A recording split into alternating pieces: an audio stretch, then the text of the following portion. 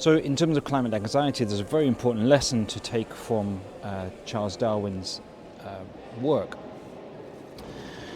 And that is that when he published The Origin of the Species in 1859, it landed like a bomb, not just inside biology, but as we've seen, across every discipline, cultural, scientific discipline. And it sent shockwaves through systems of power. It destabilized the status quo at a very profound level. So this is an example of how science can invade every single system, or not just Earth system, but human systems. And this is how it is for climate change. Climate change is profoundly disruptive of the status quo. So you have evidence invading the social norms and the political norms, the economic norms that are in place. Now, of course, when it happens, it feels very disorientating. What Darwin published in The Origin of Species, people just couldn't wrap their heads around it. It was so unnerving and presented questions of meaning, of purpose, of human identity on every level.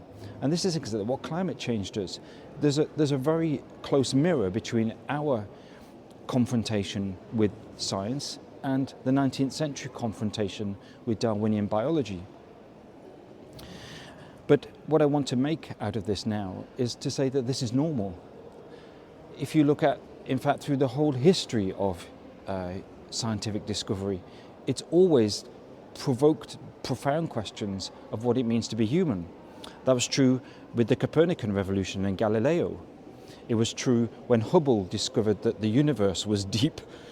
So not just deep time, but deep time, deep astrological time going back 13.8 billion years. So each time that science discovers something, it's not unusual that this discovery causes us to ask some profound questions. And I'm going to double down on that and say that disruption is creative.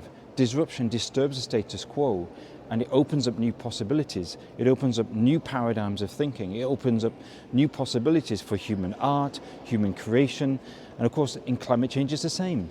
It's no bad thing that the fossil fuel industry has to be put out of business. It's no bad that's not a bad thing. Green energy is clean, it's efficient, it's healthy, etc.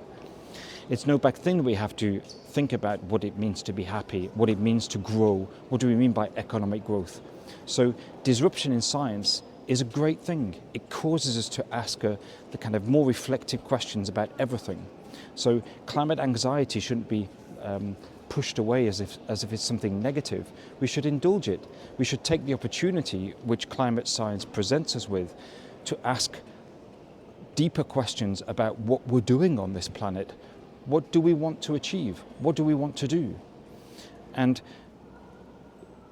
the graphs of CO2 in the atmosphere, in a way, are pointing us in a new positive direction. I know it doesn't feel like that at the time, just like it didn't feel like that in the 19th century.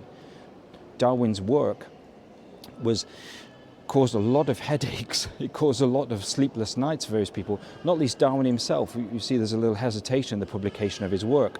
After he studied his barnacles, he delays. So he knew what was coming, but he was bold. And we have to be bold. We have to be courageous, because this presents us with a huge new opportunity to discover new levels and depths to not only the world, but ourselves.